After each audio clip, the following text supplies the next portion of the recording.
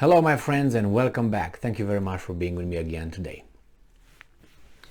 You know, a lot of information that we receive is interesting, but the question is it true? It could be interesting, but it's just you want to know the truth and then they just give you an anecdote or give you an information that really is not backed by facts to support it. So let's see this little piece of information, which I don't doubt is true. I just have questions regarding the magnitude. So this article comes from Ukrainska Pravda, Wednesday, 14th of September 2022. Almost 400 administrative units liberated in Kharkiv Oblast in a week. Ministry of Defense. You notice something? First is 400 administrative units liberated. Okay, don't take offense with that. Conquered is better than liberated because those maybe administrative units did not want to be liberated since they're mostly Russians living over there. So, and the second one, they tell you 400 in a week. This is like I would tell you that I made $1 million. I earned $1 million in income in the past 20 years. What would that mean? That if you calculate it, I probably made about $45,000 a year. A year, right? Because you make 45, well, you know what I mean. 45,000 multiplied by 20, you get to about 900,000 plus the 2 months that you lost in each for 4 more months from each year, you get about $1 million. So you earn $45,000 a year. Is it a big deal? I don't think so, according to the results here, to the the income and so on. But I tell you, hey, I earned $1 million. Okay, and how many years? Because if you earn it this year, that's a big deal compared with 20 years, which is not really impressive. There is, it's okay. It's steady income, right? So the same here, 400 administrative units in a week, right? So if you want to divide that, you got about what? About 40, right? If you divide it by 7, you got about 40 administrative units a day. Is it a lot? I think so. I think it's a lot, if true. Remember that one.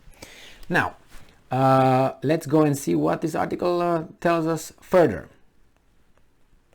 All right, so Ukrainian defenders have succeeded in liberating approximately 380 administrative units and 150,000 people in Kharkiv Oblast since 6th of September 2022. 150,000 people. Great. Did you count them? Hanna Maliar, I haven't heard from her for some time. Deputy Minister of Defense of Ukraine posts on Facebook, and I'm quoting, "I promised to give you specified information about liberated territories in Kharkiv Oblast. So, we have liberated in Kharkiv Oblast since 6 September approximately 8,500 square kilometers. What? I thought it was about 2 days ago it was 2,400 and then it was all of a sudden 6,000 and now we got to 8,500 square kilometers, 388 administrative units and 150,000 people. Details. Maliar pointed out that this information should be perceived in a general war context, as the front exceeds 2,500 kilometers in length, and active combat actions take place along 1,300 kilometers of the front. So, the front exceeds 2,500 kilometers in length, and active combat actions take place along 1,300 kilometers of the front. So, I would say half. Not I would say, almost half. So, background. On Tuesday, Maliar reported that the armed forces of Ukraine had liberated more than 300 administrative units, the equivalent of 3,800 square kilometers, in a few days of the counterattack in Kharkiv Oblast. All right, well, this is it. Very good, very good, very good. In a week, this surface, that's a big deal. If they keep going like this, then indeed there's going to be a successful counteroffensive. I am skeptical that they will be able to sustain the same rhythm, but maybe they accelerate, or maybe they decelerate, or maybe just stagnate. We'll find out, right? The thing is, as I always tell this story regarding data, when you want to impress people and you want to, create a certain kind of feeling in people of exaltation and support, you have to, it's like a drug. You give this little piece of drug, this quantity today, but tomorrow you have to come with a little bit more. And because the body gets used to that, and it's not going to be something, oh, okay, the same thing. And then the next day you have to increase it, increase. The same used to do the Romanians when they were under the communist system. The communists said like this: well, let me report. This year's crop production was this and this and this.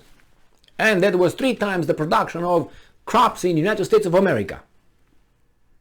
All right, yeah, the production of steel in Romania is this. That's 5 times the production of steel of the United States of America. We were like, and you expect us to believe that? Why? They got to this point because they were lying each and every year. Little by little, they increased the dosage. They couldn't stagnate, because if they stagnated and said, well, this year we produced 5, and the next year, well, we produced 5, we'd be like, what? That would be the communists over there.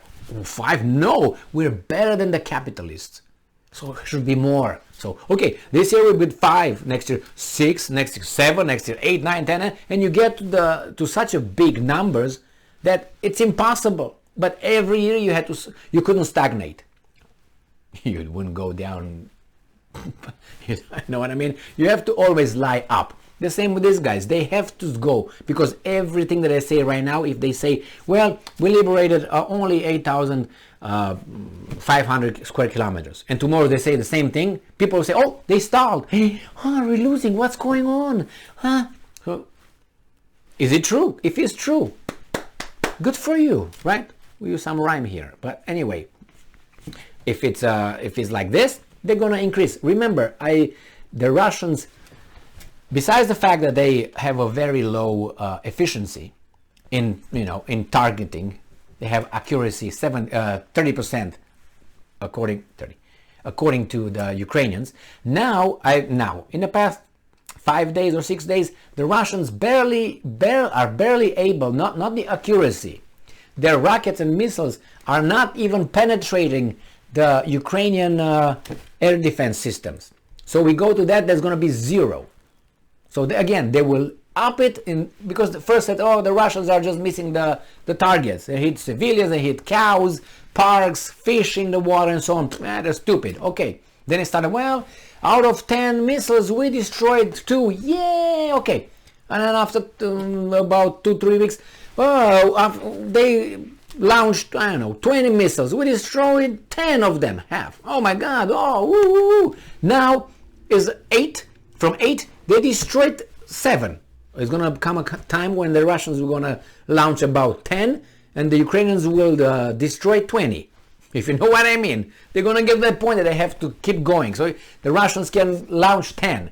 They will destroy 20 in the air. That's how good they are.